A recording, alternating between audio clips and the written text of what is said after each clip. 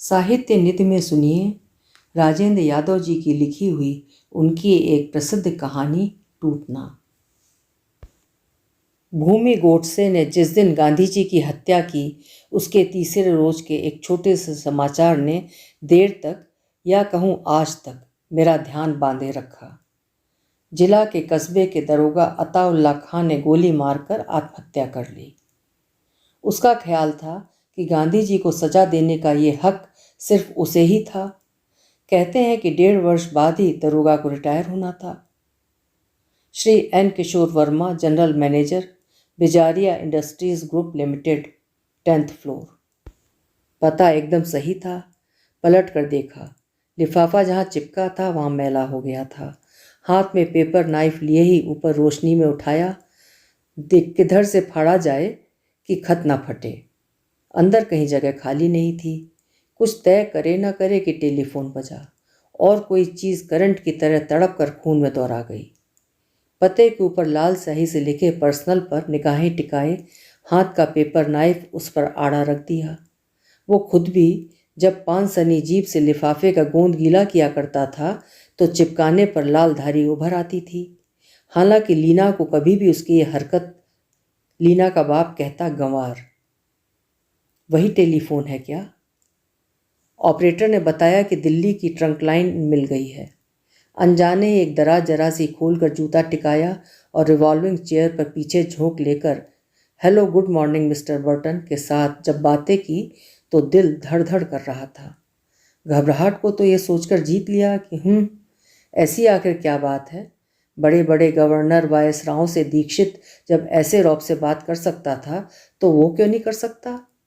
मान लिया George मैकफेरी Burton incorporation Boston का गवर्निंग डायरेक्टर छोटा मोटा आदमी नहीं होता, लेकिन खा तो नहीं जाएगा। यूँ इस समय उसकी बात का दोहरा महत्व है। 12 करोड़ रुपए का प्लांट बैठेगा साझे में। पिछले साल सेठ जी अमेरिका गए थे, तभी इस साझे की बात का बीज पड़ गया था। लेकिन इस बार हो सकता है उसे बर्टन के साथ ही जाना पड़े अपनी कंपनी की ओर से, या उसके सामने फिर एक बहुत बड़ा चांस आ गया है।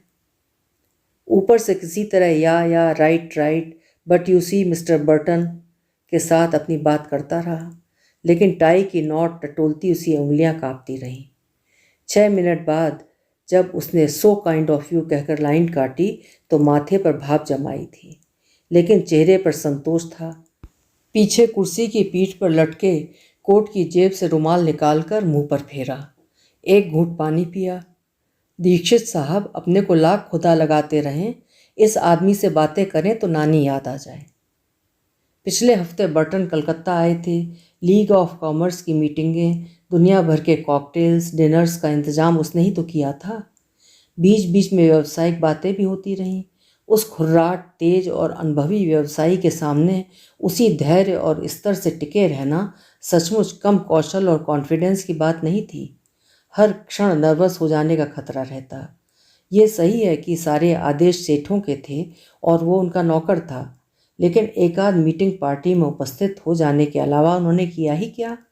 और मोटे मोटे नफ़े नुकसान, ले लो बेच दो के अलावा उन्हें पता क्या कि आज की व्यावसायिक दुनिया है कहाँ, कैसी है। नीम की मोटी दातुन रोथते विश्वामित्र पढ़ लेना और बात है, और शिष्टाचार की बारीकियों, उठने बैठने के तौर तरीकों को समझना दूसरी बात। देसी आदमी शायद अपने पैसों के रौब में आ भी जाए, लेकिन ऐसा व्यक्ति आपके पैसे को क्या गिनेगा जो 7 समंदर पार से आपके यहाँ आकर करोड़ों रुपए लगा रहा है। किशोर जानता है अगर ये साझा हो गया तो कहीं इसमें उसका बहुत बड़ा हाथ होगा, और हो सकता है उस नई फर्म में उसे ही सबसे महत्वपूर्ण पद संभालना हो। बर्टन के साथ मामला ना भी पटे तो भी सेठ जी को उससे ज़्यादा योग्य और विश्वस्त आदमी कहाँ मिलेगा। और मान लो अगर उसका मन एक नए सपने से थरथरा उठा। जब वो बर्टन को फैक्ट्री की साइड दिखाने ले गया था तो बहुत सी बातें करने का मौका मिला था, व्यक्तिगत और व्यावसायिक दोनों। Some of our colleagues repeatedly advised us not to have any such undertaking. I mean, in collaboration with Indian business folk. They are not supposed to be fair-minded. Burton ने हंसते हुए कहा था, स्पेशली योर हॉल ऑफ मारवारीज। हम लोग मशीनें भेज सकते हैं, इंजीनियर्स और आर्किटेक्ट भेज सकते हैं, उन्हें बिजनेस एथिक्स तो नहीं सिखा सकते, सारा एटीट्यूड तो नहीं बदल सकते। पैसा हम भी कमाते हैं और इनसे चौगुना कमाते हैं, बट नॉट दैट फिल्दी वे। पैसा कमाना बहुत बड़ी कला है, लेकिन खर्च करना उससे भी बड़ी कला। वी हायर ए मैन और fire a man, correct, but we pay the price in either cases. खर्च करने के नाम पर ये लोग सिर्फ घूस रिश्वत देना जानते हैं, क्योंकि mentally they are still petty traders and grocers, divide of culture और एजुकेशन। इसका अपने आप उनके मन में अनुवाद हुआ डंडी मार। इंडस्ट्री और इंडस्ट्रियल कल्चर क्या होता है, इसका अभी इन्हें क ख ग भी नहीं आता। हम तो चाहते हैं इन्हें कुछ दिनों अपने यहाँ रखकर कुछ इंटेलिजेंट किस्म के लोगों को आधुनिक व्यवसाय के तरीके और व्यापार व्यवस्था सिखाएं। आप लोगों की सरकारी नीति आड़े आती है, वरना हमें तो किसी भी सहयोग की ज़रूरत नहीं है। फिर भी मैं व्यक्तिगत रूप से चाहता हूँ कि तुम एक बार आकर हम लोगों से काम का आइडिया तो लो।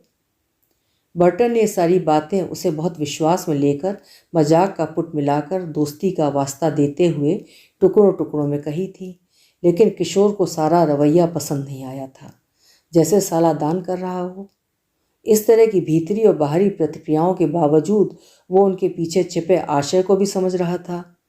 फिर जब बर्टन ने कहा, हमें टॉप रिस्पॉन्सिबल पोस्ट के लिए ऐसे आदमियों की ज़रूरत पड़ेगी जो काम के हमारे तौर तरीकों को भी जानते हों, गाइज लाइक यू, अर्थात तुम्हारे जैसे नौजवान। तब तो कुछ समझने को रह ही नहीं गया था। इसलिए जब उसने दिल्ली के फ़ोन के बाद ही ऑपरेटर से एटलस ट्रेवल्स मांगकर सुबह की फ़्लाइट से जैसे भी हो दिल्ली का टिकट मांगा, तो कहीं कुछ कचोट रहा था, कुछ गलत कर रहा है। और उसी कचोट को दबाने के लिए उसने फ़ोन पर सेक्रेटरी को आदेश दिया, रामन, किसी को फ़ौरन एटलस भेज दो। फ़ोन पर बात हो गई है, किसी के नाम में हो सुबह की फ़्लाइट से एक टिकट, ऊपर से जो लगे लगा देना। दीक्षित की ऐसी कम तैसी। उसने परम तृप्ति के भाव से गहरी सांस फेंक कर शरीर ढीला छोड़ दिया। सामने के दांतों की संधि से जीभ की नोक अड़ाकर हवा खींची। चीस चीस। साथ ही ख्याल आया, उसकी इस हरकत को किसी ने देख सुन तो नहीं लिया। चैम्बर में कोई नहीं था। पीछे से आती एयर कंडीशनर की बेमालूम सी आवाज़ थी। टीक प्लाई मढ़ी दीवारों वाली छत के जालीदार कटाव में जलते नियॉन ट्यूब्स थे और मेज पर रखे 3 telephone, table lamp, calendar, tray, सभी कुछ बहुत साफ थे। और इस बार उसने और ज़ोर से चीस चीस किया और बच्चों जैसी अपनी शैतानी पर मुस्कुरा पड़ा। इस मुस्कुराहट के साथ ही भीतर की कचोट धुल गई। कुछ नहीं जो जॉर्ज मैकफेरी बर्टन इनकॉर्पोरेशन की नौकरी सटोरिये की नौकरी से हर हालत में अच्छी रहेगी। यहाँ क्या है, जब तक सेठ के हाथ में नाचो तब तक ठीक है। जहाँ जरा भी अपना कुछ दिखाना चाहो वहीं, और दूसरी कंपनियों के जनरल मैनेजरों के मुकाबले पैसे बहुत कम। किसी को बताओ तो शर्म आए। ये एयर कंडीशन चैम्बर, सेक्रेटरी, 2 बैरे, फर्निश्ड फ्लैट, ड्राइवर, गाड़ी और 200 आदमियों का स्टाफ जो भी यहाँ होता उसे ही मिलता। मुझे तो वही 2,500 और साल में 20,000 ऊपर से देते हैं। लेकिन बर्टन में इससे दुगना मिलेगा, तभी जाने की बात सोची जाएगी, नहीं तो। मगर इतना ही मिले तब भी चले जाना चाहिए। बहुत बड़ी बात तो ये है कि बर्टन साला हमेशा ये हिंदुस्तान में थोड़ी बैठा रहेगा सेठ की तरह सिर पर। फिर अमेरिकन फर्म की बात ही अलग है। और इस तरह का धर्म संकट उसे हर बार नौकरी बदलते हुए आया है, लेकिन हर बार कचोट पहले से कम तीखी होती गई है। नहीं, वो किसी को धोखा नहीं दे रहा। उसे तो सिर्फ एक आदमी को दिखा देना है। ऐसा अवसर बार बार नहीं आता और अब वो किसी भी अवसर को छोड़ना अफोर्ड नहीं कर सकता। उसकी आंखों में लंबे जहाज की तरह सरकती शानदार गाड़ी तैरती चली गई। लाइफ और टाइम में उसने कई बार उन्हें छांटा है। जिस लेटेस्ट मॉडल की अमेरिकन गाड़ी में बैठकर किशोर घूमा करेगा, वो सेठ रामजी दास बिजारिया को 2 साल बाद मिल पाएगी। उत्तेजना की झुरझुरी जब उससे नहीं सही गई तो वो कुर्सी को अपने पीछे घूमता छोड़कर झटके से उठकर खड़ा हो गया। For top responsible post, guy like you, guy like you. मन हुआ कि जूते की एड़ी पर एक चकफेरी लगा जाए और सीटी बजाने लगे। लेकिन तभी उसे किसी का ध्यान आ गया जो उत्तेजना के ऐसे आवेश को कभी भी यूं नहीं प्रकट होने दे सकता था। वो पीछे वाली वेनीशियन चिक खींचकर शीशे के पार देखता रहा। 10 मंजिल की ऊंचाई से हर चीज का खिलौने जैसा लगना अब उसे चकित नहीं करता। पतली दरार जैसी सड़कों में काली भूरी गाड़ियां कीड़े मकोड़ों की तरह लगती हैं। सड़क पर राइटर्स बिल्डिंग चाहे जितनी ऊंची हो, लेकिन यहाँ से जमीन से जरा सी ही ऊंची उठी लगती है, जिसकी बजरी बिछी चौड़ी छत पर हजारों गमलों को दर्जनों मजदूर इधर से उधर रख रहे हैं। पूरा बगीचा लगा रखा है। बर्तन वाला मामला हो जाए तो 6-7 हजार आदमी तो अपनी कंपनी में ही होंगे उसके नीचे। तब वो अपने बंगले में खूब बड़ा बगीचा लगाएगा और नियम से बागवानी किया करेगा। साला पेट निकलने लगा है, इससे कम करना होगा। गाय लाइक यू, उस जैसे टॉप आदमी की पर्सनैलिटी स्मार्ट होनी चाहिए। और उसकी उंगली अचानक नाक के नीचे वाले मस्से पर चली गई। वो उसे टटोलता रहा। बहुत बार कटवा दिया है, हर बार बढ़ जाता है। डॉक्टर बनर्जी कहते हैं हर्ज क्या है। उसे क्या पता कि चेहरे पर ये कैसा लगता है। लाड़ में आकर लीना इसे 2 उंगलियों में दबाकर पूछती थी, इसमें दर्द नहीं होता? तुम्हारी पर्सनैलिटी में बस यही। अचानक उसे पर्सनल वाले लिफाफे का ख्याल हुआ आया। मेज से उसे उठाकर वो फिर वहीं आ खड़ा हुआ। नाइफ वहीं छूट गया था, इसलिए जेब से गुच्छा निकालकर एक पतली सी चाबी ले होशियारी से खोला, खत निकाला और फटा लिफाफा मसलकर बाहर फेंक दिया। 4 तह किया हुआ मोटा सा कागज था और बिना किसी संबोधन के अंग्रेजी में एक लाइन घसीट दी गई थी, can't we forget the past. नीचे लीना किशोर और खत के एकदम नीचे department of English, Saint Mary girls college, और तब शहर का नाम। उसने निहायत निरुद्विग्न रहकर समझा, क्या हम अतीत को भूल नहीं सकते? कागज को उल्टा पलटा और कुछ नहीं। वो यूं ही चुपचाप बाहर देखता खोया खोया खड़ा रहा। 8 साल में ये पहला पत्र है। पीछे खटखट हुई। मेज पर बहुत से टाइप किए हुए कागज पेपर वेट से दबाकर रामन लौट रहा था। किशोर को घूमते देख रुका। किशोर ने मेज के पास आकर खड़े होकर ताजे टाइप किए हुए अक्षरों पर निगाहें टिकाए हुए पूछा, ये क्या है? रोजर्स नील वाले कागज हैं, लंच के पहले मांगे हैं, रामन ने बताया। तब तक किशोर ने खुद भी पढ़ लिया था। रोजर्स एंड नील सॉलिसिटर्स से लंच के पहले अपॉइंटमेंट था। फेरो अलाय वालों ने अभी तक रुपया नहीं दिया। झंझट था, 1000 रुपये रोज इंटरेस्ट कौन दे?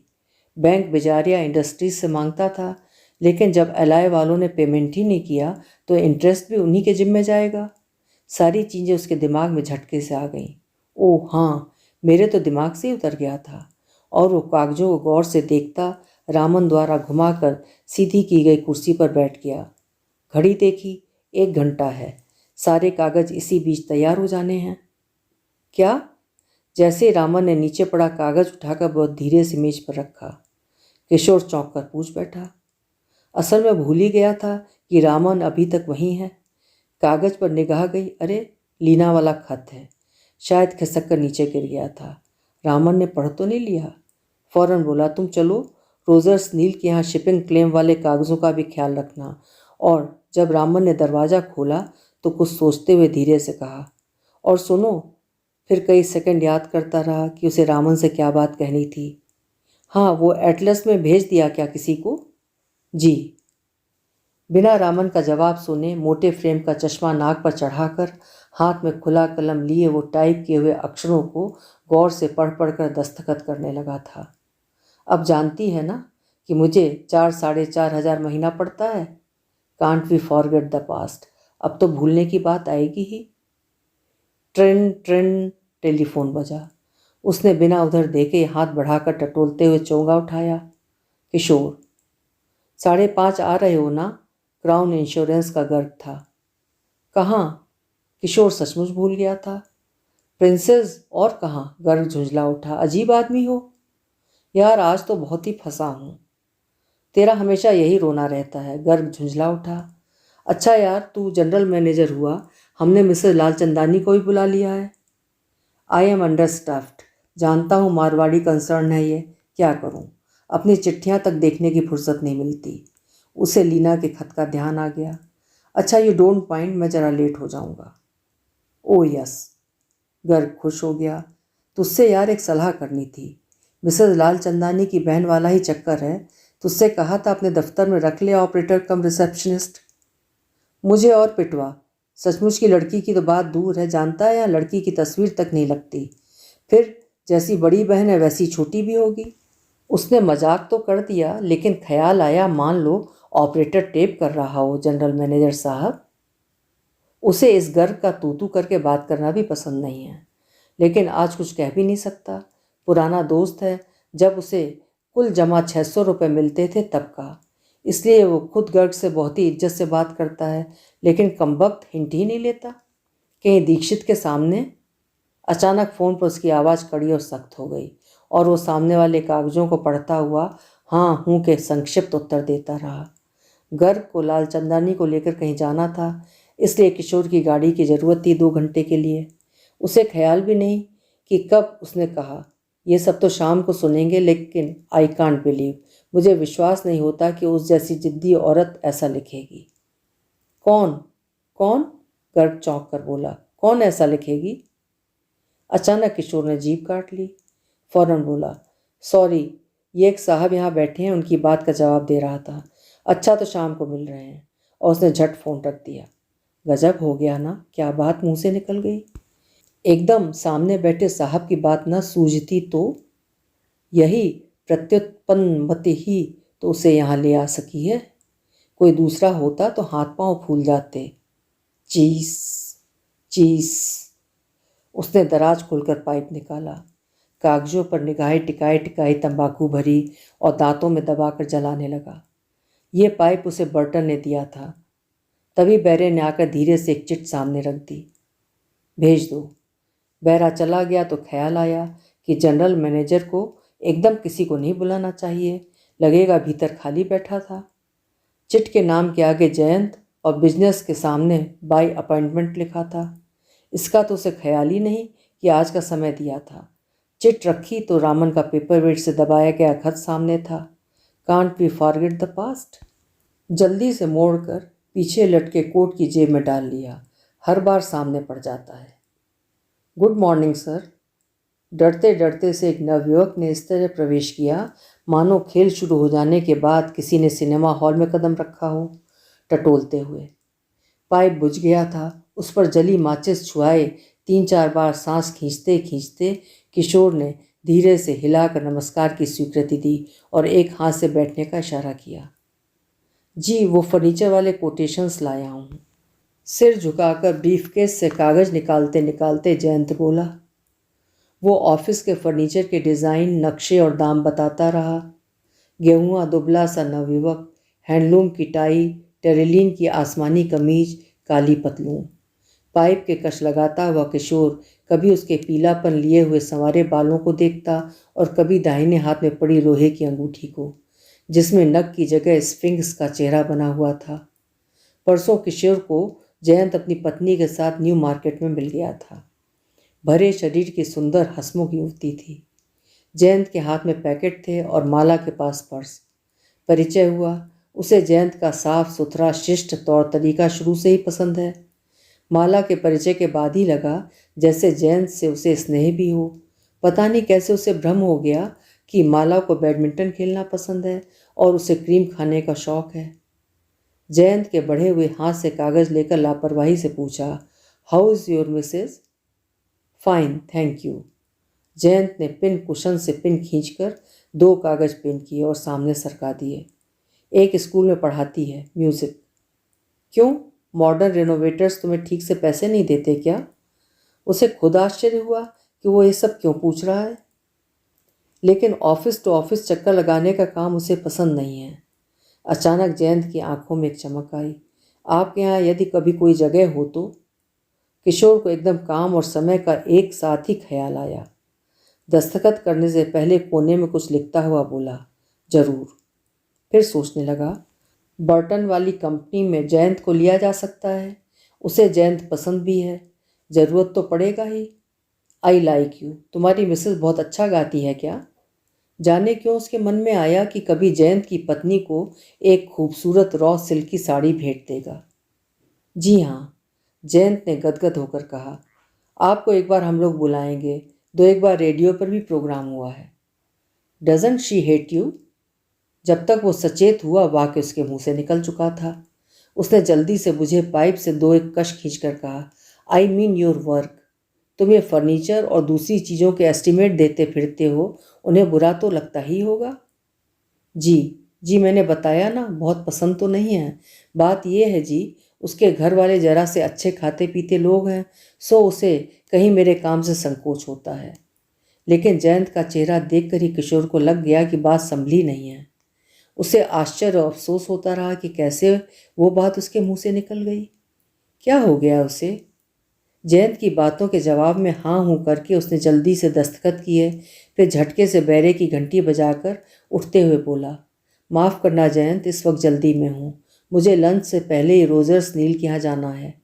और बिना उत्तर की राह देखे दोनों कंधों पर कोट चढ़ाते हुए बैरे को आदेश दिया, खिलावन, रामन से कह दो कागज़ लेकर नीचे गाड़ी में मिलेगा। जयंत, तुम दत्ता बाबू से मिलकर उन्हें सारी बातें समझा जाना। पाइप एस्ट्रे में झाड़कर कोट की जेब में रखा तो तह किए कागज से हाथ का स्पर्श हुआ। Can't we forget the past? Doesn't your wife hate you? I mean your work. बीवी तुमसे, मेरा मतलब तुम्हारे काम से घृणा नहीं करती? Guy like you. बड़े बाबू के चैम्बर तक आते आते यही वाक्य उसके कानों में गूंजते रहे। बड़े बाबू यानी रामजी दास के भाई Kanhaiya Lal बिजारिया, managing director. Raman driver के पास बैठा था। पीछे वो अकेला बैठा बैठा पाइप पीता रहा। चौराहे की लाल रोशनी ने जब रोका तो अचानक कुछ याद आ गया हो। इस तरह कहा, रामन, मैकफेरी बर्टन वाली फाइल आते ही एकदम तैयार कर देनी है। शाम को लोकल डायरेक्टर्स की मीटिंग है। घर पर बोल देना शायद कुछ देर हो जाए। और हाँ, क्राउन वाले गर्ग साहब को मना कर देना कि मैं शायद आ नहीं पाऊँगा। फिर ड्राइवर को आदेश दिया, गाड़ी 5 बजे गर्ग साहब को चाहिए, 7 साढ़े 7 तक यहीं आ जाना। हमें थोड़ा रुकना होगा। वो जानता है मिसेस गर्ग यानी निर्मला भाभी ऐसी महिला हैं जिन्हें देखकर श्रद्धा होती है। हताशा के अनेक क्षणों में उन्होंने किशोर को बिखरने और टूटने से बचाया है। लेकिन जाने क्या चीज़ है जो उसके भीतर संतुष्ट होती है और वो जो यूँ गर्ग को लालचंदानी के साथ घूमने को गाड़ी दे देता है, उसे इसमें कुछ भी अनुचित नहीं लगता। लेकिन आज मानो विशेष तृप्ति हुई।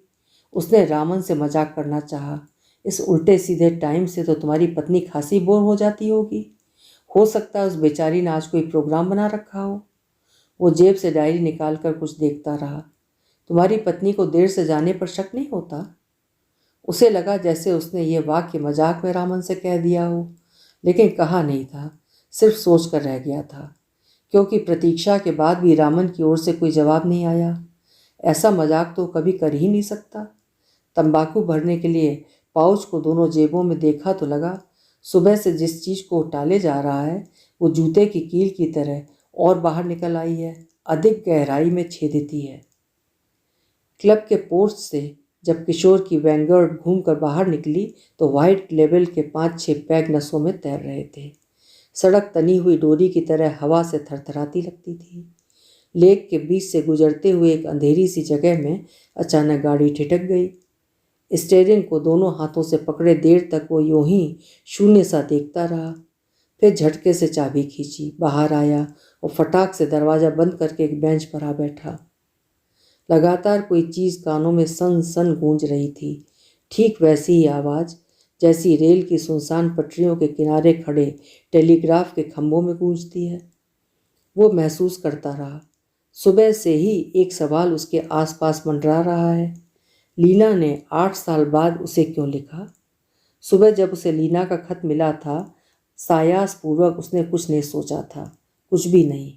एक तल्ख मुस्कान से सिर्फ उस लाइन को पढ़ लिया था, क्यों हम लोग अतीत को भुला नहीं सकते? अतीत? कौन सा अतीत? अतीत तो अपने साथ रखना अब उसका अभ्यास नहीं रह गया है। इसलिए कोई प्रतिक्रिया नहीं हुई थी। बस मन में एक बात आई थी कि आज मैं किसी लायक हो गया हूँ, इसलिए ना। 8 साल बाद किस अतीत को भूलने की बात लीना करती है? इन पिछले 8 वर्षों वाला अतीत या वो? जो इनसे पहले बीता था, और इसी तरह की कोई चीज़ लगातार कहीं घुमड़ रही है, इसे वो जरूर महसूस करता रहा। इस समय लगा घुमड़ते हुए उस निराकार ने प्रायः स्पष्ट प्रश्न का एक रूप ले लिया है।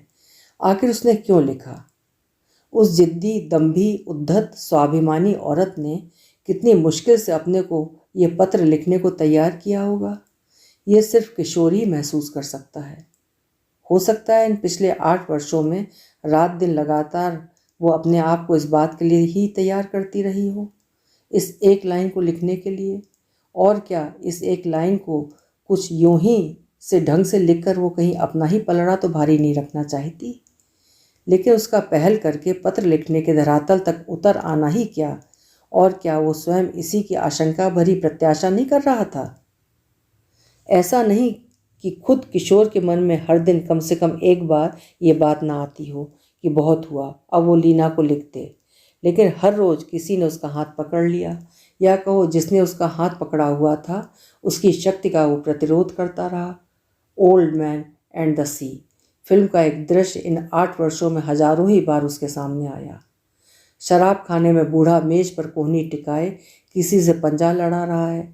पंजा नहीं, दोनों ने एक दूसरे की हथेली को अपनी पकड़ में ले रखा है और दोनों ताकत आजमा रहे हैं कि कब कौन किसके हाथ को मोड़कर मेज पर झुका दे। ताकत से अधिक ये खेल धैर्य का है।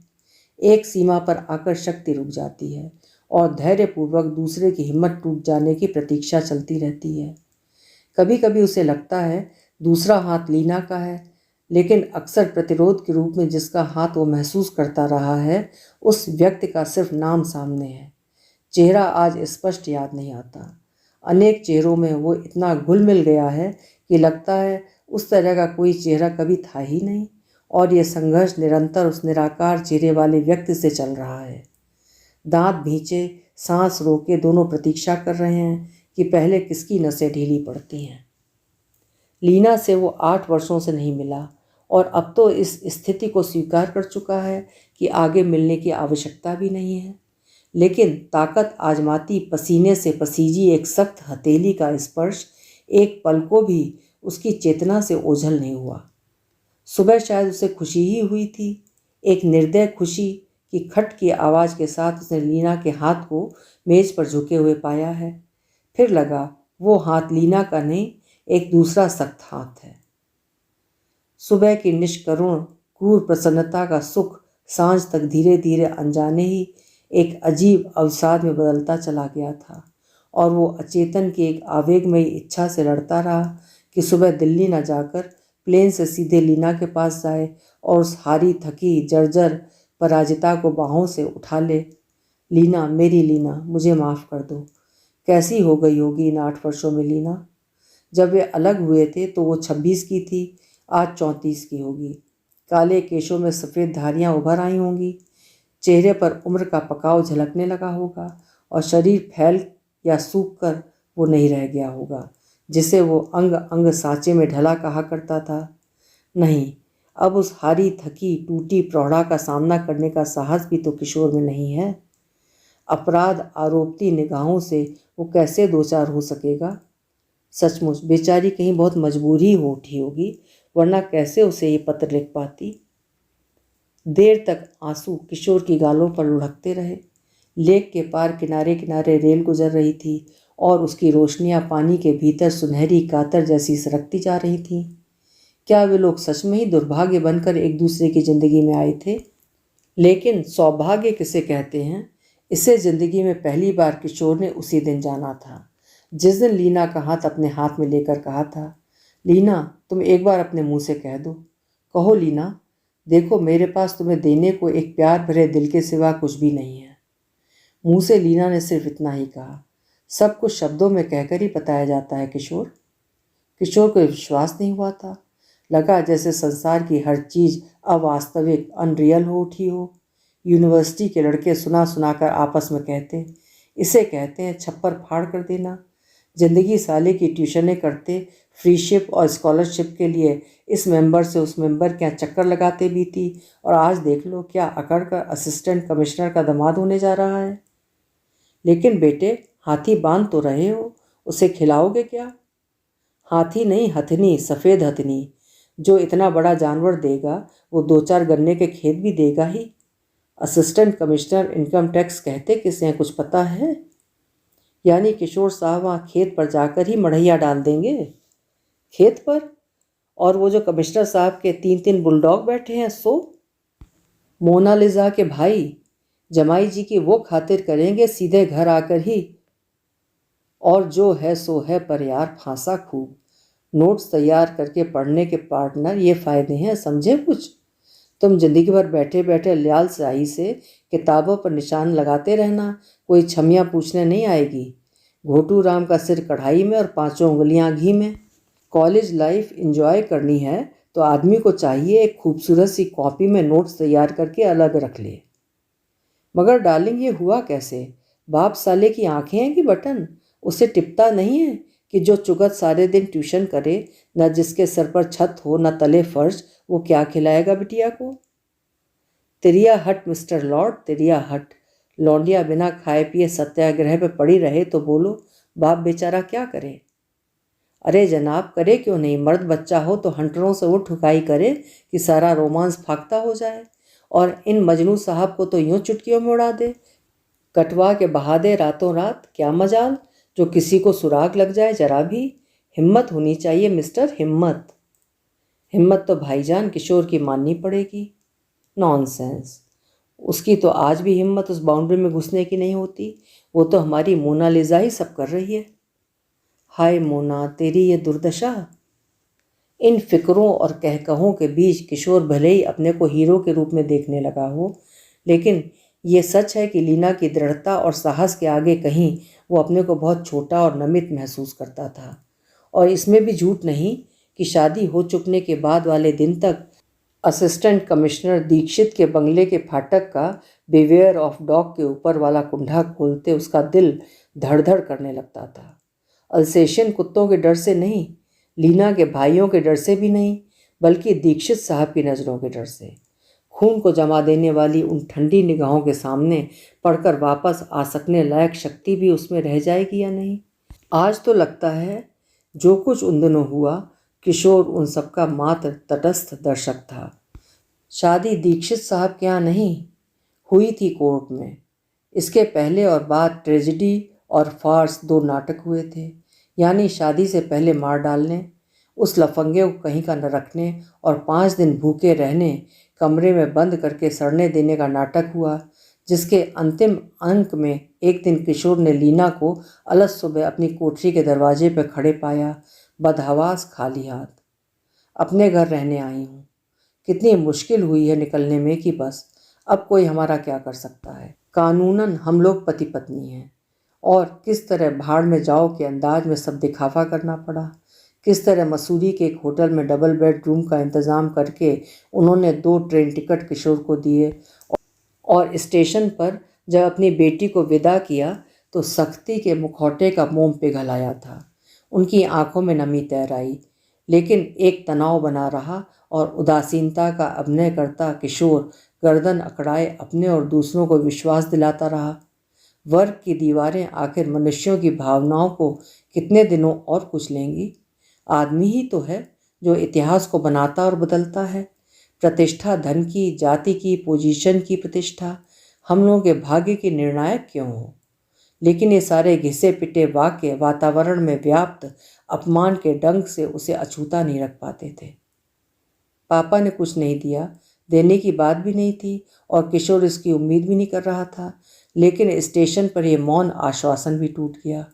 प्लेटफॉर्म की घड़ी के पास जब हरी झंडी हिली तो उन्होंने लीना के हाथ में एक बंद लिफाफा रख दिया।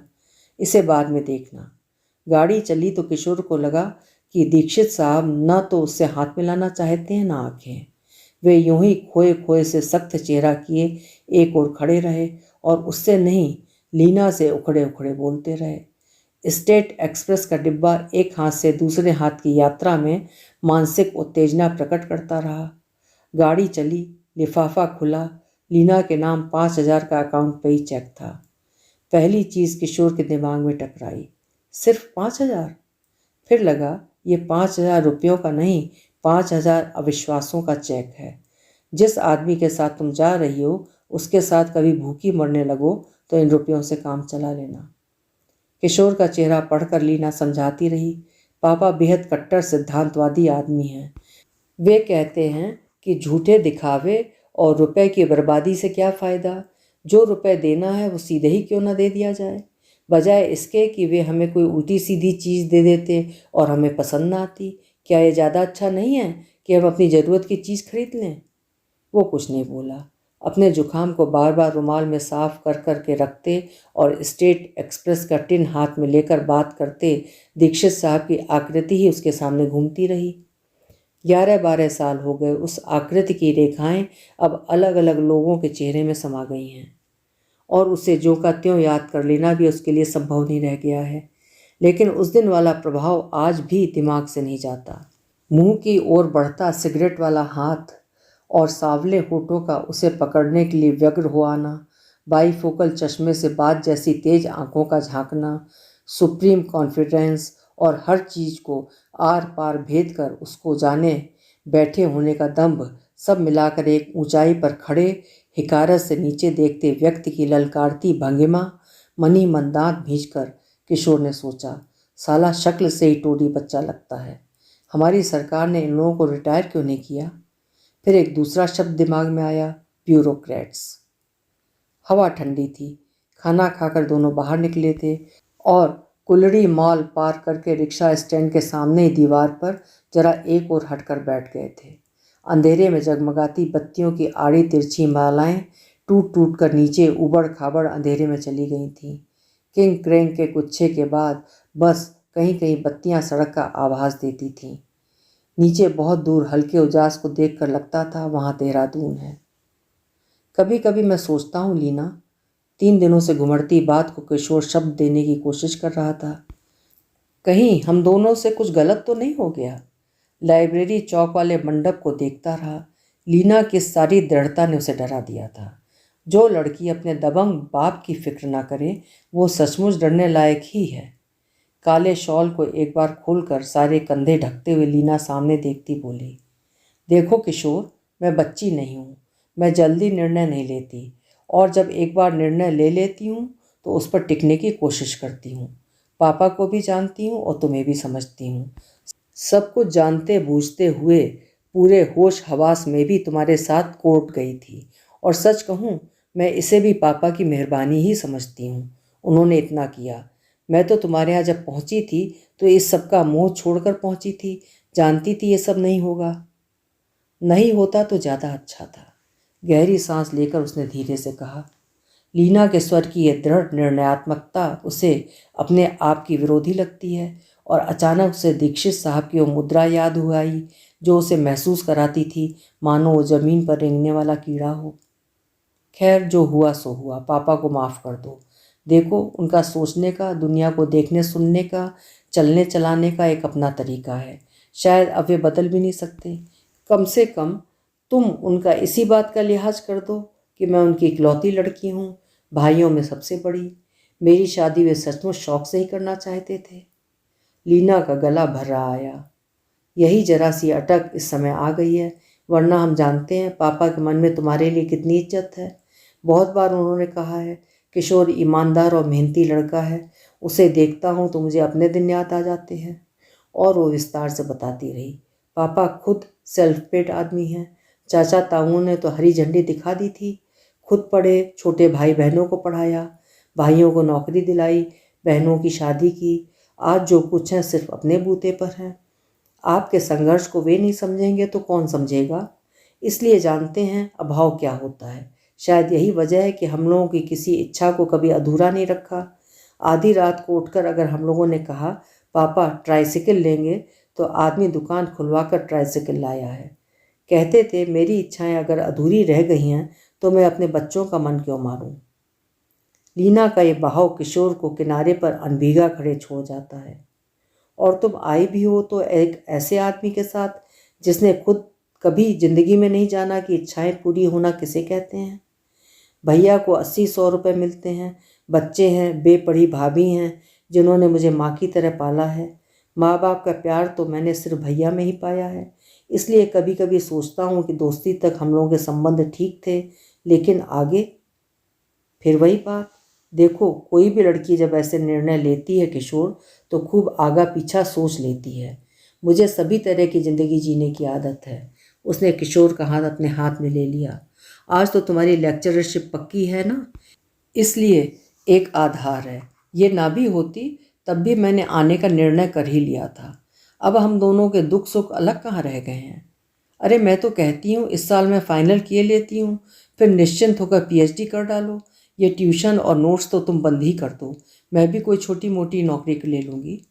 फिर बहुत ही लाड़ और सांत्वना से उसके कंधे पर बाँह रखकर बोली, छोटी सी जिंदगी है, यूं ही बीत जाएगी। आज भी याद है, किशोर को लगा था कि लीना के मुंह से अपनी बात नहीं, फिल्में और रूमानी किताबें बोल रही थीं। घड़ी देखकर जब वे लोग उठे तो लीना ने उसे इस तरह दिलासा दिया जैसे बच्चे को समझा रही हो। देखो, हम लोग ट्रेन में सफ़र करते हैं, बहुत तकलीफ़ें, असुविधाएं, अपमान और बदमज़गी होती है, लेकिन यात्रा पूरी करने के बाद कोई भी उन्हें याद नहीं रखता। पापा ने गलत किया या सही, अब तो हमारी ज़िंदगी अपनी और स्वतंत्र ज़िंदगी है। पापा उसमें कहाँ आते हैं? हाँ, पापा उसमें कहाँ आते हैं। ना होगा तो आगे उनसे कोई संबंध नहीं रखेंगे। उस दिन सुनसान मॉल पर किशोर ने लीना को कमर से अपने पास खींच लिया। तुम बहुत समझदार हो लीना, पता नहीं मुझे क्या हो जाता है कभी कभी। ये छोटी छोटी बातें बहुत महत्वपूर्ण लगने लगती हैं। इसी भटकाव में मुझे सहारा देती रहना। मन में सोचा, लीना जिस वर्ग और जिन लोगों में रहती है, निर्णय दृढ़ता और स्पष्ट चिंतन उन लोगों की बहुत बड़ी विशेषता है, क्योंकि परिस्थितियों पर उनका नियंत्रण होता है। छोटी छोटी बातों के महत्वपूर्ण लगने का सिलसिला शुरू कहाँ हुआ था ये तो स्पष्ट याद नहीं, लेकिन वो खत्म वहाँ नहीं हुआ। खत्म हुआ किशोर और लीना को अलग करा के, एक नए सिलसिले की शुरुआत करके। आज लीना का आशय उसी अतीत से है क्या? उसने पाइप निकाल लिया, सुलगाया और सिरे से पकड़कर पीता रहा। कुछ घटनाएं अभी भी भुलाई नहीं भूलती, और आज भी किसी लड़की को टेनिस खेलते देखकर, किसी पार्टी में, होटल में छुरी कांटे उठाते रखते याद आ जाती है। दीक्षित साहब की ओर से शादी का डिनर था, उसके लॉन में ही। छुरी कांटे से दोस्तों के साथ कॉलेज कैंटीन या किसी के घर एट होम पार्टी खा चुका था, लेकिन खास सुविधाजनक ना होते हुए भी खाने में दिक्कत नहीं हुई। खाना समाप्त करके छुरी कांटे का क्रॉस बनाकर खाली प्लेट में रख दिया और चुपचाप होठों पर फरमाइशी मुस्कान लाकर मेहमानों की चुहल पर हंसने का प्रयास करने लगा। वे सब अपनी ही बातों में व्यस्त थे और शायद किसी को एहसास नहीं था कि जिसकी शादी की पार्टी लोग खा रहे हैं, वो व्यक्ति भी वहाँ उपस्थित है। पास बैठी लीना ने बहुत धीरे से पूछा, अरे आप खा चुके क्या? लापरवाही से उसने हाँ कहा और दीक्षित साहब का तह किए नैपकिन को होठों से छुलाना देखता रहा। तभी औरों की निगाह बचाकर लीना ने धीरे से उसकी प्लेट के छुरी कांटे के क्रॉस को बिगाड़कर उन्हें दो समानांतर रेखाओं की तरह रख दिया। उसने भी देखा, खाना खत्म करने वाले समानांतर ही रखते हैं, और उसकी जानकारी गलत थी। थोड़ी देर वो उधर से ध्यान हटाए रहा, मगर बाद में जाने क्या हुआ कि फिर से उन्हें क्रॉस की शक्ल दे दी। मेज के नीचे लीना ने धीरे से उसका पाँव छुआ तो उद्धत भाव से बोला, अभी एक कटलेट और लूँगा। तब से वो लीना के साथ खाते समय खाना खत्म करके छुरी कांटे को क्रॉस की स्थिति में ही रखता। फिर उसका गटगट पानी पीना, चप चप खाना और हरि ओम की लंबी डकार के साथ तृप्ति का संतोष प्रकट करना लीना को पसंद नहीं है। यह जानते हुए भी वो उसे चिढ़ाने के लिए यही करते हुए खाता। उसे लगता इसमें लीना की व्यक्तिगत नापसंदगी उतनी नहीं है जितनी हिकारत की ये भावना कि तुम्हें सभ्य समाज में उठने बैठने का मौका नहीं मिला, इसलिए शायद ये नहीं जानते कि यह अशिष्टता है। कोई चीज़ स्वादिष्ट लगती तो जल्दी जल्दी लंबी सड़ाकेदार आवाज़ के साथ मुंह में भर लेता और झूम झूम कर गुनगुनाते हुए उसका स्वाद लेता और लीना की आंखों में पड़ता। शायद पहली बार ही खा रहे हो ना। हालांकि ये भी समझ लेता कि उसके ऐसा करते समय जानबूझकर लीना दूसरी ओर मुंह करके रसोई में झांकने लगी है। लीना को धोबी की धुली साफ सफ़ेद इस्त्री की हुई साड़ी पहनकर सोने का शौक था और उसका आग्रह रहता कि वो भी धोबी का धुला कुर्ता पजामा पहनकर सोए, लेकिन किशोर किसी भी तरह अपने मन को तैयार न कर पाता। जिस तरह के कपड़ों को वो दो दो तीन तीन बार पहनता और बाहर से लौटकर जिन्हें खूंटी या किवाड़ पर लटका देता रहा है कि अगले दिन पहनने लायक रहें, उन्हें पहने ही कैसे बिस्तर में घुस जाए। 2 घंटे उन पर क्या इसलिए बेचारे धोबी ने मेहनत की थी? अक्सर ही लीना स्त्री ठीक न होने पर आधे कपड़े धोबी को लौटा देती थी कि उन्हें पहनते ही बिस्तर पर लेट कर बराबर कर देना है। लोटे में अंगारे भरकर रात को देर तक अपने हाथ के धुले कपड़ों पर इस्त्री करना उसे अभी तक याद है, इसलिए इस्त्री करने के परिश्रम को भी जानता है। वो उस कुर्ते पजामे को यूं ही सिरहाने रखा छोड़कर कहीं से कोई गंदे कपड़े निकाल लेता। क्या है, कहीं कोने में ना पड़े रहे, शरीर पर ही रहे, सोना ही तो है। लीना चिढ़ाती, तुम्हें गंदे कपड़े पहनने का खास शौक है। उसे लगता जैसे कह रही हो साफ कपड़े पहनने की आदत नहीं है ना। इंटरव्यू के लिए जाना था। लीना ने उसकी अटैची बिस्तर तैयार की है। अपनी बेंत की चौकोर टोकरी में 2 प्लास्टिक की प्लेटें, गिलास, तौलिया, नैपकिन, केले, संतरे इत्यादि रख दिए। गुसलखाने से निकलकर गीले बालों को झटके से काढ़ते, छींटे उड़ाते हुए किशोर ने पूछा, अरे भाई ये सब क्या है? लीना व्यस्त भाव से सामान लगाती रही। कुछ नहीं, रास्ते की तैयारी है, पापा की तैयारी मैं ही करती थी। किशोर ने मुलायम स्वर में कहा, क्यों ये सब बेकार की मेहनत कर रही हो? रास्ते में मेरा मन ही नहीं होता कुछ खाने पीने को। फिर 3rd क्लास में आदमी खुद ही बैठ जाए इतना काफ़ी है।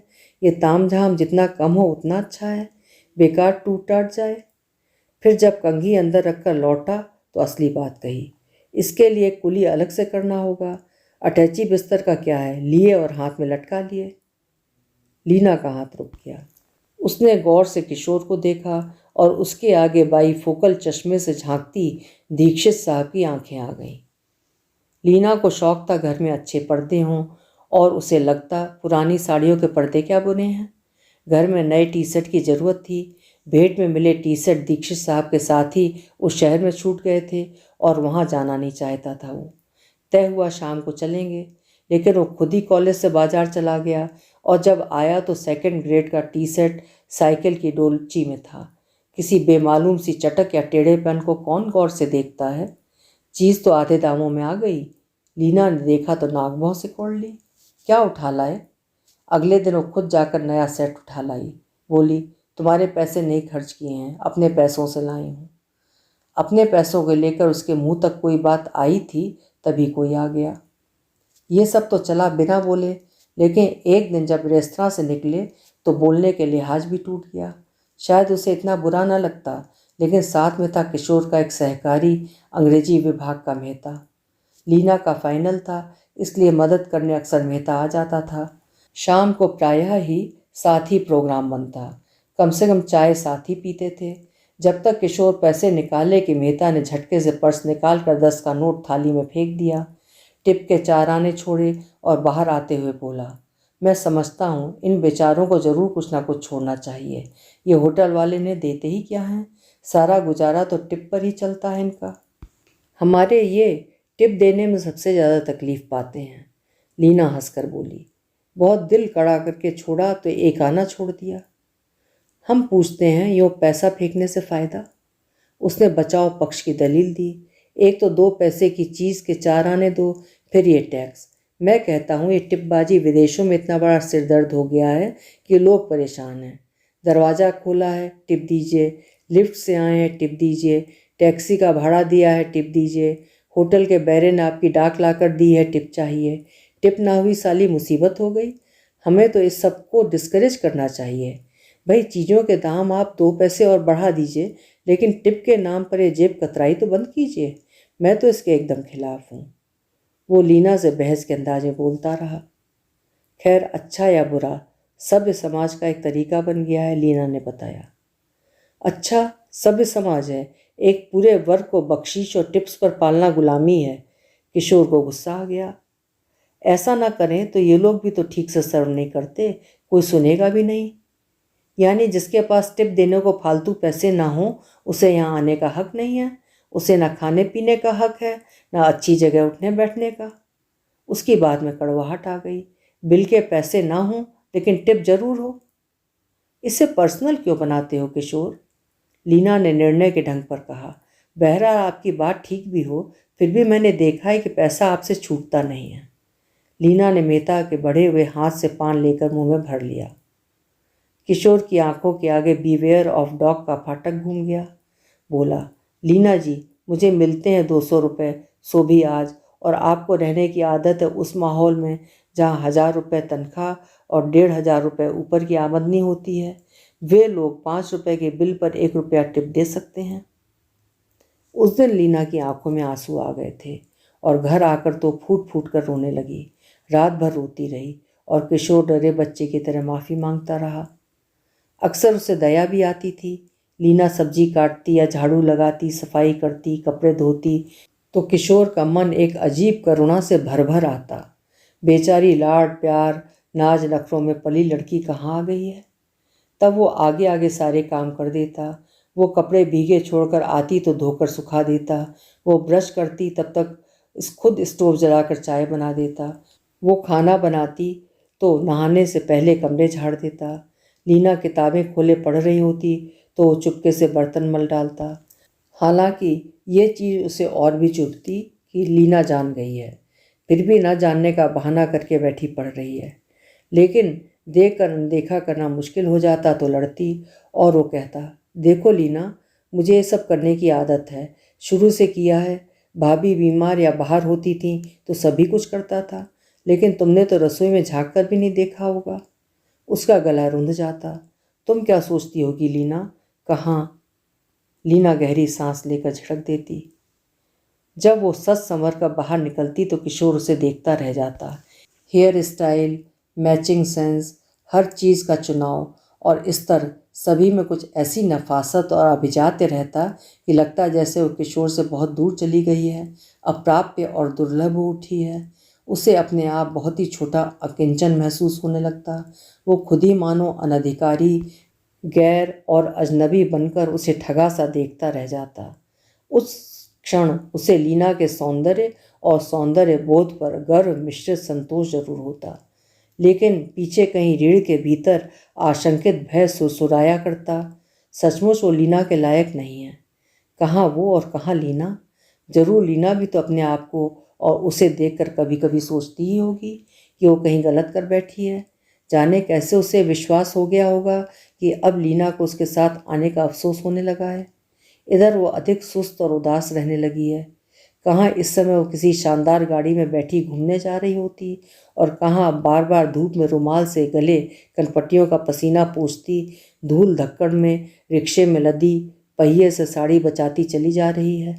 साथ लगे इस बुद्धू, चुगत, गुन्ने, मनहूस और कंजूस, या कह दीजिए गरीब को देखकर क्या हर क्षण धड़कते दिल से यही नहीं मनाती होगी कि हाय राम, इस वक्त कोई जान पहचान का न मिल जाए।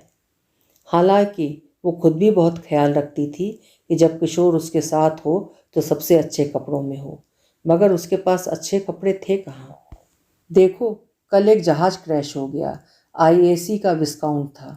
अखबार पढ़ते पढ़ते उसने मेहता और लीना को सुनाया। अक्सर जब वे तीनों बैठते तो किशोर को लगता जैसे उसके पास बात करने का कोई विषय ही नहीं है। अपनी इस कमजोरी को छिपाने के लिए वो कुछ उठाकर पढ़ने लगता। हालांकि एक आध बार लीना ने बताया भी कि यह बदतमीजी है। क्या था? लीना स्टोव के पास थी, जैसे कम सुनती हो, इस तरह कान पर जोर देकर पूछा। वैसे भी स्टोव की आवाज़ रसोई में गूंज रही थी। उसने डरते डरते मेहता को देखा कि कहीं सुन तो नहीं लिया। इंडियन एयरलाइंस का विस्काउंट था, किशोर ने दोहराया। वो और मेहता आंगन में मूढ़ों पर बैठे थे। लीना रसोई में पास ही चाय बना रही थी। विस्काउंट नहीं प्रोफेसर साहब, वाई काउंट बोलो, लीना ने हंसकर कहा। तो फिर वही वाई फोकल शीशे और तुच्छता का एहसास करती दो उपेक्षा भरी आंखें उसे तिलमिलाता छोड़ गईं। अरे हाँ हाँ, आप कॉन्वेंट में पढ़ी हैं, जरा स्पेलिंग तो देखो, किशोर जिद करता रहा। मेहता साहब जरा इन्हें बताइए, वो वहीं से बोली। मेहता अचकचा उठा, क्षमा के लहजे में बोला, प्रोफेसर साहब, है तो वाई काउंट ही। अरे इन अंग्रेजी शब्दों का कोई एक उच्चारण है? किशोर भड़क उठा। अंग्रेजी और अमेरिकनों की बात छोड़ दीजिए, इंग्लैंड में खुद हजारों शब्दों के उच्चारण तय नहीं हैं।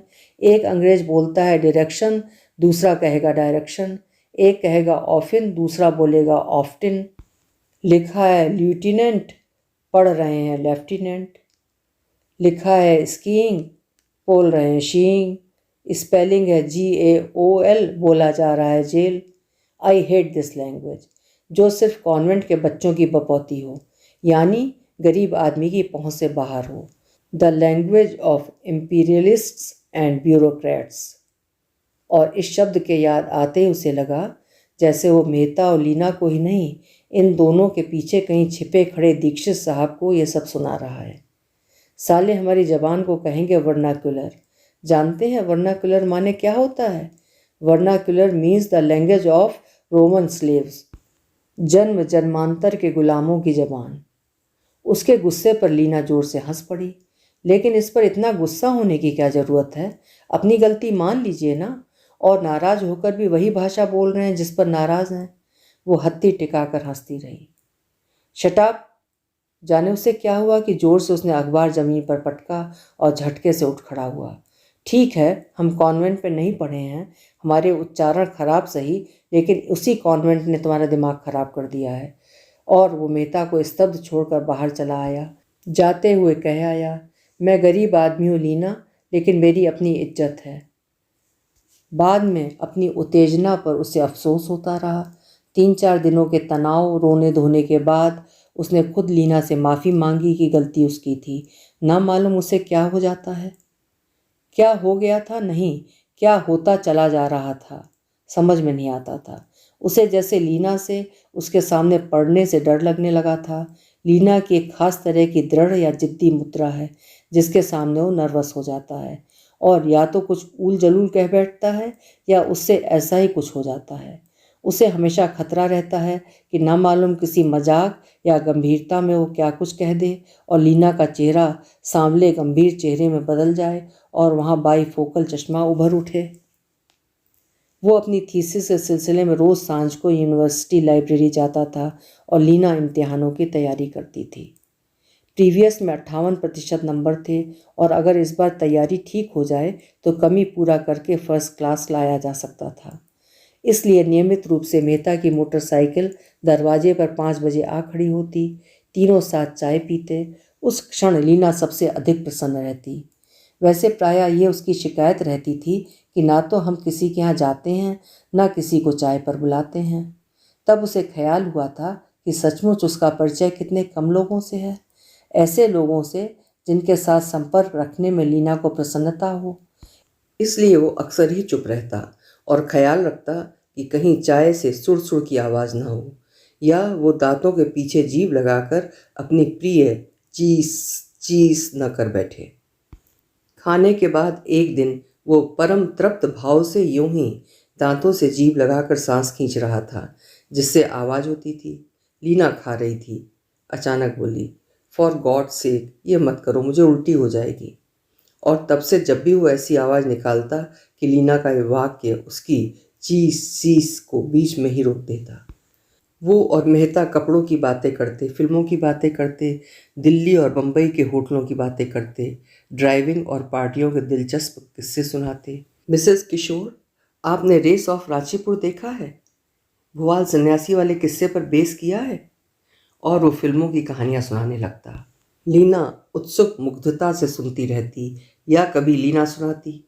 मुझे क्रीम खाने का शौक जरा ज़्यादा ही था। Fruit cream, creamy jelly, ice cream. पता नहीं एक दिन पापा को क्या सूझा, 10 सेर क्रीम उठा लाए। 10 सेर? मेहता अतः आश्चर्य दिखाता। माई गॉड! हाँ हाँ, 10 सेर, लीना उत्साह से बताती। कहते थे जी भर खा लो, एक बार खूब नियत भर लो तो नॉर्मल हो जाओगे। ये पापा का सिद्धांत था। या उन दोनों 2 घोड़ों की बोसकी 4 घोड़ों की बोसकी आती थी और पापा ने घर भर की चादरें उसी सिल्क की बनवा दी थी। वो तो बड़ा कीमती सिल्क हुआ करता था, मेहता प्रशंसा से कहता। रुपए की तो पापा ने कभी चिंता ही नहीं की। मखमल के पर्दे 2-2 हजार के गलीचे हैं उनके पास। आप सोचिए उन दिनों के 2 हजार। उस समय वो किशोर की उपस्थिति भूल जाती। फर्स्ट क्लास के नीचे कभी सफ़र नहीं किया। और पापा सिगार पीते हैं, आप सोचिए। अंग्रेज कलेक्टर कहा करते थे, मिस्टर दीक्षित, आपके यहाँ जो सिगार मिलता है वो हमें इंग्लैंड में नसीब नहीं। घर के हर आदमी पर एक बैरा आज भी है। 5-10 रुपयों का तो हिसाब ही नहीं मांगते। कमाल है कि भाव से मेहता सुनता रहता। वो खुद अच्छे परिवार का था और तनख्वाह के अलावा 100-200 घर से मंगा के खर्च कर देता था। वो तो यहाँ सिर्फ इंतज़ार का वक्त काट रहा था। वस्तुतः उसे तो आगे पढ़ने के लिए इंग्लैंड जाना था। साफ सुथरा स्मार्ट सा नौजवान, मुलायम घने बिना तेल के बालों का गुच्छा सामने झुका रहता और कभी बो या टाई में वो सचमुच प्रभावशाली लगता था। अपने मस्से पर उंगली रख के अक्सर किशोर देखता। सांझ को प्रायः वो सफ़ेद पैंट कमीज में आता। आंगन में ही नेट लगाकर बैडमिंटन कोर्ट गाड़ लिया जाता और घंटा 1.5 घंटा दोनों खेलते। मेरे यहाँ बेकार पड़ा था कहकर उसने बल्ले और शटलकॉक्स का पूरा डिब्बा लाकर रख दिया था। तब पढ़ाई होती थी। एक बार उसके आते ही लीना ने वाक्य अधूरा छोड़ दिया था, इन्हें मिलता ही क्या है। और इन सब में किशोर सचमुच अपने को फालतू सा ही पाता था। ना उसे किसी ने 10 से क्रीम लाकर दी थी और ना बोस्की की बेडशीट्स उसने देखी थी। उसके पास कमीज कुर्ते तक सिल्क के नहीं रहते थे पहले। उसे लगता अगर मेहता लीना का क्लास फेलो होता तो वो ये सारी बातें सुनता और दांत पीसता। शेखी शेखी, ये वर्ग सिर्फ शेखी पर जिंदा रहता है। एक की बात सुनकर प्रतीक्षा करता है, देखें अब दूसरा पक्ष कौन सी शेखी इसके जवाब में खोज कर लाता है। मेहता के सधे हुए खेलने के ढंग और साड़ी का पल्ला कमर में खोस कर बार बार जूड़ा खोलकर देखते हुए लीना का व्यस्त भाव से खेलना देखता तो कचोट तीखी हो जाती, कहीं कुछ गलत हो गया है। फिर किताब उठाकर चुपचाप बाहर चल देता और आईने अकबरी के अनुवाद में पढ़ने की कोशिश करता कि अकबर के प्रिय खेल क्या क्या थे। उसे बार बार वे दिन याद आते रहते जब बीए में वो लीना को हिस्ट्री का पेपर तैयार कराता था और लीना मुग्ध भाव से जरा से होंठ खोलकर उसे एकटक सुनती रहती थी। मन होता था बात आधी छोड़कर उन होठों को धीरे से चूम ले। कॉलेज की मोनालिसा फतेहपुर सीकरी में खड़ी नूरजहां बन जाती। मेहता के मुंह से ब्रैडले को भी तो ठीक उसी तरह सुनती होगी। और मेहता तो किशोर से हर हालत में आगे है। औरत का मन एक बार अगर आ सकता है तो खुद उसके पीछे भी तो पागल ही हो उठी थी। कभी भूल सकता है वो लीना के चेहरे के उस भाव को जब मेहता ने कहा था, मिसेस किशोर आपकी अंग्रेजी तो सचमुच कमाल की है, मन होता है घंटों सुनता रहूं। कुछ भी कहिए साहब, कॉन्वेंट की बात ही कुछ और है। जो उन स्कूलों में एक बार पढ़ लेता है जिंदगी भर उसकी छाप बनी रहती है। और तब एक सख्त चेहरा, सांवले होठों में दबा स्टेट एक्सप्रेस से निकलता धुआं किशोर के मन मस्तिष्क पर छा गया। किशोर डरता था और किसी भी तरह कहने की हिम्मत नहीं जुटा पाता था, get out of my house you scoundrel. Leena का जन्मदिन था। वो बैठा बैठा कांच के ग्लास में ब्लेड घिस रहा था। लीना नहा धोकर साड़ी लपेटे निकली थी। गीले बालों को सिर पर पार्वती की तरह बांध लिया था। भीगी साड़ी को डोरी पर फैलाती हुई बोली, अभी प्रोफेसर मेहता पासपोर्ट के सिलसिले में दिल्ली गए थे। कहते थे एक डॉक्टर है जो शर्तिया मस्सा दूर कर देता है। 20 बार तो दूर करा लिया यार। लोग कहते हैं घोड़े का बाल बांधो फिर भी नहीं होता, लेकिन हर बार आ जाता है, इसलिए मूछें रखनी पड़ती हैं, वो अफसोस से बोला। एक बार दिखा लेने में क्या हर्ज है, लीना ने स्नेह से कहा। जब वे खुद जाकर डॉक्टर से मिले हैं, इतनी परेशानी उठाई है, तो एक बार भी करके देखो। और पता है हमारे लिए जन्मदिन पर क्या लाए हैं? क्या? उसने हाथ रोककर उत्सुक प्रश्न मुद्रा से उधर देखा। लीना अंदर से एक डिब्बा उठा लाई। ब्रॉन्ज शेड की रॉ सिल्क की साड़ी थी। लीना बता रही थी दिल्ली में आजकल क्रेज़ है रॉ सिल्क। किशोर की हिम्मत छूकर कपड़ा देखने की नहीं पड़ रही थी। सूखे गले से शब्द ठेल कर कहा, ये तो बड़ी कीमती होगी, 100-125 से कम क्या होगा दाम? दाम तो नहीं बताए, लेकिन हाँ इससे कम की क्या होगी, एक ब्लाउज पीस भी है। उत्साह और आह्लाद से लीना ने साड़ी के नीचे रखे ब्लाउज पीस को खींच लिया। हमारे पास तो सच अच्छी साड़ी भी नहीं रह गई कोई, वही शादी के वक्त की 4-6 पड़ी हैं बस। किशोर ने भोलेपन से पूछा, साड़ी ब्लाउज ही दिए हैं और कपड़े नहीं दिए? लीना जैसी खड़ी थी वैसी ही रह गई। बड़ी मुश्किल से सिर्फ इतना ही पूछा, क्या मतलब? किशोर ने कोई जवाब नहीं दिया और डिब्बा एक और खिसका कर ब्लेड घिसने लगा। तभी उसके कंधों को छूकर करीब करीब चीखती आवाज़ में लीना ने पूछा, मैं पूछती हूँ मतलब बताओ। झटके से किशोर ने उधर मुंह घुमाया और दुगनी ऊंची आवाज़ में पूछा, मारोगी मुझे? लो मारो, नहीं बताता मतलब? कर लो जो तुम्हारा मन हो। मुझे भी बाप का चपरासी समझ लिया है जो घुड़कियों में आ जाएगा। अंधा हूँ, मुझे दिखाई नहीं देता? मुझे मिलता ही क्या है? लीना का स्वर गिर गया। वो न चीखी न चिल्लाई, बहुत सख्त आवाज में बोली, देखो किशोर, आज से, बल्कि इसी क्षण से हम लोग साथ नहीं रहेंगे। मैं भी सोच रही थी कि अब तुमसे बात कर ही ली जाए।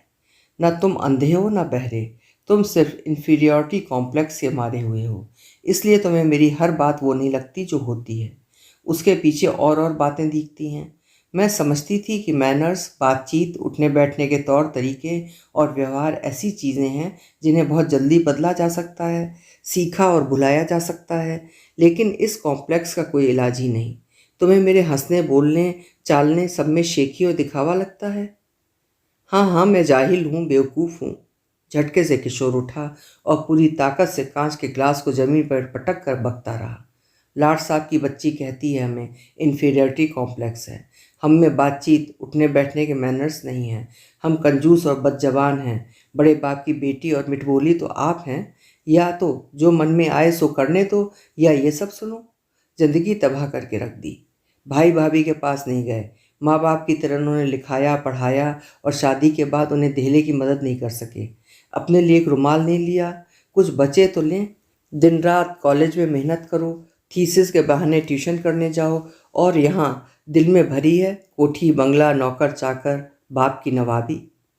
देखो किशोर, पापा को 20 बार कहूँगा, रोक तू मुझे रोक, नकलची बंदर कहीं के। साले अंग्रेज की नकल कर करके उनके जूते चाट चाट कर आज साहब बन गए हैं। हा हा हा, साहब 10 से क्रीम लाए थे, बोस्की की चादरें, 2-2 हज़ार के गलीचे।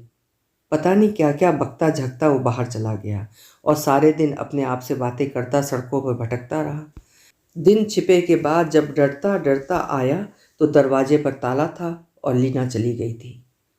वो पास्ट, अतीत 8 साल का है। दूसरा अतीत है 8 साल का ये काल, यानी अगले 8 साल उसने खुद कलकत्ता चले आने के बाद बीता हुआ समय। उसका एक विद्यार्थी बहुत बड़ी जगह घर जमाई बनकर आया था और उसने किशोर को 400 का स्टार्ट दिया था। वो इस अतीत का प्रारंभ है। सारा खेल रुपए का है और अब रुपया कमाना है। उसने निश्चय किया और भूत की तरह रुपए के पीछे लग गया। भूल गया कहीं कोई लीना है, कहीं कोई दीक्षित साहब हैं और कहीं कोई अतीत है। एक नौकरी पर पांव टिकाकर दूसरी का सौदा होता रहा। पहला तल्ला, दूसरा तल्ला, और एक दिन लिफ्ट उस 10वें तल्ले के चैम्बर में ले आई जिसके दरवाजे पर लिखा था जनरल मैनेजर।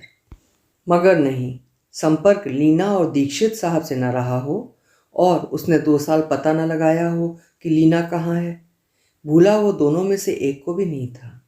आज तो उसे लगता है लीना नाम का एक पर्दा था जिसके हटते ही उसने अपने आप को दीक्षित साहब के रूबरू खड़े पाया।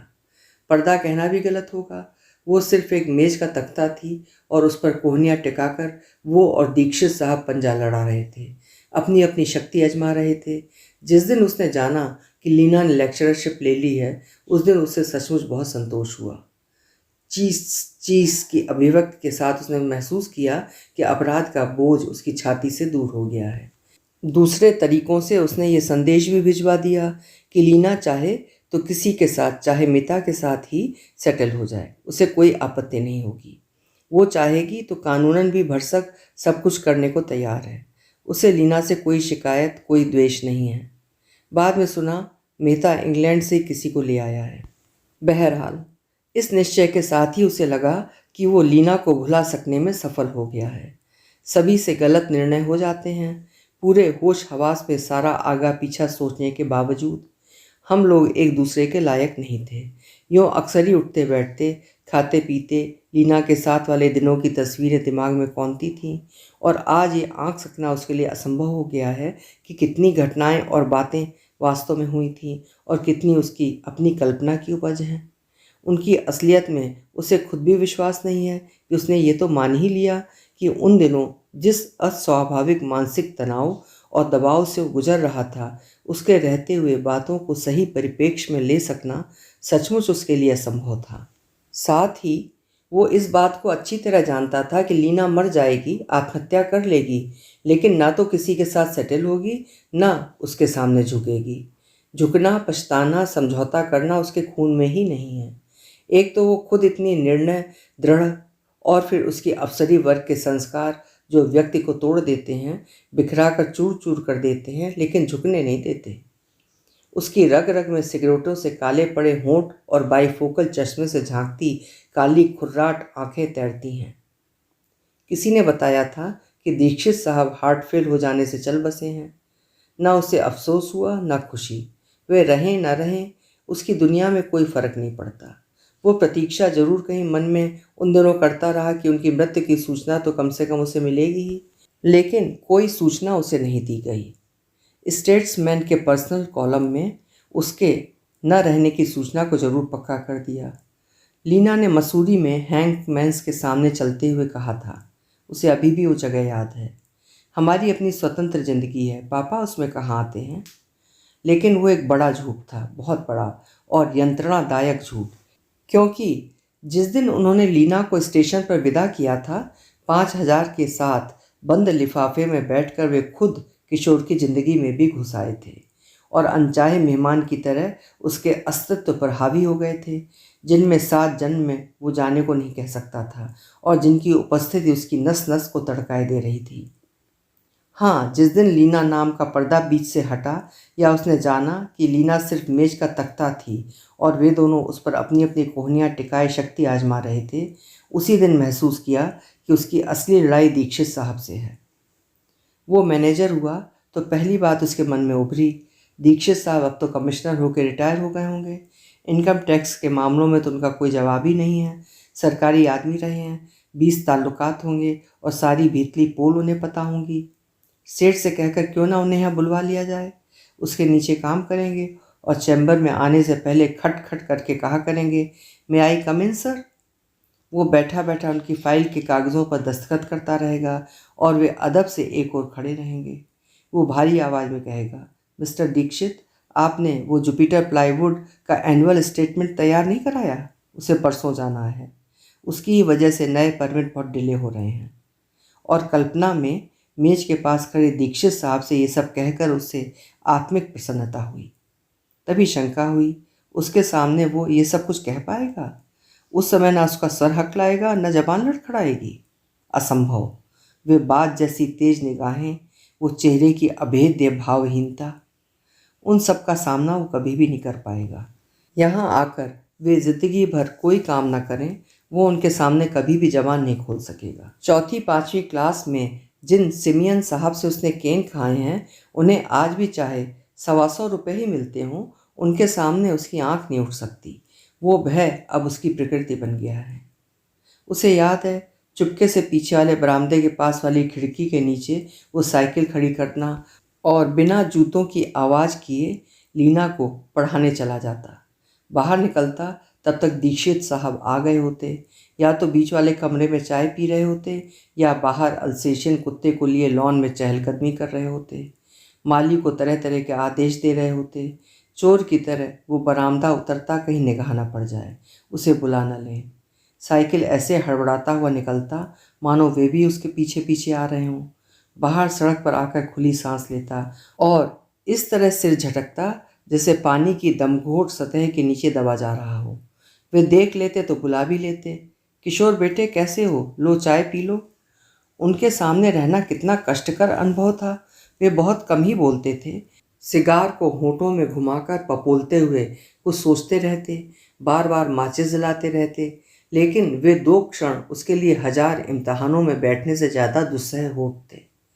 जी ठीक हूँ कहने में उसे चक्कर आ जाता, हकलाहट बढ़ जाती और पिंडलियों तक पसीना तैर जाता। दीक्षित साहब ने कभी उससे कुछ नहीं कहा। आज लगता है कुछ न कहना उनका बहुत रिजर्व रहना नहीं, उसे बात करने लायक न समझना था। उनका अफसरी दबदबा, बाहर का रौब और घर का, लीना तक का भय कुछ इस तरह उसकी चेतना पर छा गया था कि वो मजबूर हो उठता था। दूसरों द्वारा सौंपा गया भय व्यक्तियों के लिए कितना घातक और प्राणांतक हो सकता है, ये बात तर्क से चाहे समझ में ना आती हो, लेकिन खुद किशोर जानता है। उसकी सारी शक्तियाँ इन 8 वर्षों में सिर्फ उसी भय से लड़ने में लगी रहीं। नौकरियाँ बदलना, सांसारिक दृष्टि में सफल होते चले जाना तो सिर्फ उस भय के सामने बार बार पराजित होकर नए नए हथियारों से लड़ने जैसा रहा है। ईसप के मेढक की तरह वो मानो इन एक से एक ऊंची जगहों पर खड़े होकर हर बार अपने आप से सवाल करता, क्या बैल इतना बड़ा था? क्या अभी भी वो दीक्षित साहब से डरता है? क्या अभी भी वो उनसे छोटा है? तब उसे ख्याल आता कि वे तो जाने कब के गुजर चुके हैं। बड़ी बड़ी पार्टियों में वो बड़ी कुशलता से छुरी कांटों का इस्तेमाल करता, कीमती शराबें पीता, कोई पुर मजाक बात कहना, रेस्तराओं में 5-5 10-10 रुपयों की टिप छोड़ना, बेरों चपरासियों के सलाम लेता तो कहीं बाईफोकल चश्मे से झांकती, दो आंखें आंखें नहीं आंखों का निराकार एहसास होता और उन्हें वो चुनौती देकर दिखाता रहता, तुमने कभी 15 रुपए की टिप छोड़ी है? मन की गहराई में उसे लगता ही नहीं था कि वे नहीं हैं, और ऐसे मौक़ों पर वो ठीक वही मुद्रा धारण करने की कोशिश करता जो उसके हिसाब से दीक्षित साहब ऐसे मौक़ों पर धारण कर सकते थे। वही सचेत लापरवाही। हजामत बनाते समय घंटों वो अपने चेहरे को अलग अलग कोणों से देखता, किधर से वो दीक्षित साहब जैसा रौबीला लगता है। उसने चेहरा अधिक रौबीला करने के लिए मोटे फ्रेम का चश्मा भी ले लिया था, जिसे वो झटके से उतारता और लगाता था। हॉल एंडरसन से 1000 रुपये का नया सूट बनकर आया तो पहनने से पहले उसने मन ही मन कहा, तुमने देखा भी है ऐसा सूट? पहना तो मुंह से निकला, आंखें फटी रह जाएंगी। लग तक वर्दी में जब ड्राइवर अदब से लपक कर कार का दरवाज़ा खोलता तो वो किसी से निशब्द कहता, अभी तक उसी हिलमैन को ढकेलते होंगे। किसी कर्मचारी की गलती पर उसे माफ़ करने को मन होता तभी ध्यान आता वे उस समय क्या रवैया अपनाते, और तभी भारी सख्त आवाज़ उसके गले से निकलती, नो नो मिस्टर सेन, मैं पूछता हूँ ऐसा हुआ ही क्यों? आप जानते हैं मैं गलती किसी भी हालत में बर्दाश्त नहीं कर सकता। उसे लगता कहीं इस बात को वो सुन भी रहा है, और आवाज़ की सख्ती बढ़ जाती। किसी बहुत ज़रूरी काम से कोई छुट्टी मांगता तो एप्लीकेशन स्वीकार करते करते उसे सिगरेट वाले होंठों का ख्याल हो आता और हाथ रुक जाता। शुरू से ही एक अजीब विद्वेष भरी घृणा भर गई थी उसे। नौकरी चाहने वालों के प्रति ऐसे प्रार्थना पत्र वो बिना पढ़े फाड़ देता, और कोई सामने ही पड़ जाए तो बेमुरव्वती से कह देता, भूखे मर रहे हो तो यहाँ क्या करने को रुके हो? अपने घर क्यों नहीं जाते? कोई ज़रूरी है कि कलकत्ता रहकर ही नौकरी करो? कलेक्टर के दामाद हो जो थोड़े में काम नहीं चलता? मैंने कहा ना यहाँ कोई जगह नहीं है, नहीं सुना? और बात पूरी होने से पहले ही बाहर खड़े बैरे के सिर पर घंटी घनघना उठती। वो होता तो ठीक यही व्यवहार करता, मैं तो चुप हूँ, उसने तो इतनी देर में धक्के देकर निकलवा दिया होता। उसे फुर्सत कहाँ थी इतना सब बकवास सुनने की। इंटरव्यू में जानबूझकर आड़े टेढ़े प्रश्न पूछकर प्रार्थी को नर्वस कर देने में उसे अद्भुत क्रूर संतोष मिलता। ऐसे लोगों को तो बर्दाश्त कर सकना ही उसके लिए मुश्किल था, जो हकलाते हैं, बात ठीक से नहीं कर पाते, पसीने पसीने हो जाते हैं, मसले हुए बिना स्त्री के सस्ते से कपड़े पहन कर आते हैं और वाइकाउंट को विस्काउंट बोलते हैं। वहाँ उसे वर्षों पहले का किशोर दिखाई देता है और अब वो उसे बिल्कुल बिल्कुल नहीं देखना चाहता। ऐसे किशोरों को धरती पर रहने का कोई हक नहीं है। ऐसी परीक्षा में असफल हर प्रार्थी उसे फिजूल फालतू कूड़े की तरह लगता था। सिगरेट पीते पीते अचानक उसे ख्याल आता, अक्सर वो जब बहुत चिंता मग्न होता तो आधी पी हुई सिगरेट को ही एस्ट्रे में डाल देता था। झट उसका हाथ 2 कप पी हुई सिगरेट को एस्ट्रे में मरोड़ देता। धुंधला सा ख्याल आता, ये 12 पैसे कभी बहुत कीमती थे। कभी किसी जगह 200-400 रुपये देने की बात आती तो उसे ध्यान आता कि उसे रुपए की चिंता नहीं थी, वो तो झटके से रुपए लिख कर दस्तखत कर देता, वो उससे किस बात में कम है। अक्सर जब वो खड़े होकर बातें करता तो सिगरेट का टिन ठीक उसी तरह उसके हाथों में खेलता जैसे लीना को विदा करते समय उसे करते देखा था। स्टेट एक्सप्रेस के सिवा कोई सिगरेट जबान पर चढ़ती ही नहीं थी। जब उसने पहले पहल कंधे उचकाकर इनकार करना सीखा था तो अक्सर उसे 2 बातें साथ याद आती थी। जिस फिल्म में या व्यक्ति को उसने इस तरह कंधे उचकाकर इनकार करते देखा था, उसकी कैसी खूबसूरत नकल की है। दूसरी ये कि तुम तो अभी भी सिर हिलाकर इनकार करते होगे। 16वीं सदी का तरीका, कीमती रेशम का ड्रेसिंग गाउन पहनकर सिगार होठों में घुमा घुमा कर पपोलते हुए जब वो विचार मग्न बालकनी में खड़ा होता तो कई क्षण उसे भ्रम हो जाता, मानो वो खुद दरवाजे पर ही ठिठका खड़ा है, ड्राइंग रूम में प्रतीक्षा कर रहा है और ये घूमने वाला व्यक्ति स्वयं नहीं, दीक्षित है। लगता है कैसे आत्मविश्वास और रौब से वो चहलकदमी कर रहा है, जैसे अरिस्टोक्रेसी उसके खून की बूंद बूंद में घुल गई है। ऐसी शान से भला वो क्या खाकर घूमेगा। कभी किसी कमजोर क्षण में अपने आप से एक सवाल करता, उसे दीक्षित का भूत तो नहीं आता? शायद इसे ही भूत आना कहते हैं। फिर अपने को झिड़क देता, क्या भूत भूत। तुम्हारे बाप ने भी कभी ये जहाज देखा है? बोइंग प्लेन में कदम रखते ही पहला वाक्य मन में आया। किसी दुकान के सामने से गुजरते हुए कभी किसी चीज को खरीदने की जरूरत महसूस होती, दो एक कदम उधर बढ़ाता भी, तभी ध्यान आता वो इस दुकान में कदम रखना अपनी बेइज्जती समझता और वो उल्टे पांव लौट आता, ड्राइवर को नोट देकर भेजता। किसी भी व्यक्ति को देखकर पहला प्रश्न मन में उठता, जैसे वो आदमी की कीमत उसको मिलने वाले पैसे से लगाता। ज़्यादा पैसे मिलने वाले के प्रति अपने लापरवाह व्यवहार का उसे सचमुच अफसोस होता। सिनेमाओं में, मैगजीन में, आसपास की दुनिया में वो ध्यान से देखता सुनता कि ऊंची पोस्ट और पोजीशन वाले लोग कैसे बोलते हैं, कैसे हंसते हैं, किस समय उनके चेहरे पर क्या भाव रहता है, कैसे खड़े होते हैं, और काम तथा आराम के समय उनके क्या क्या पोज रहते हैं।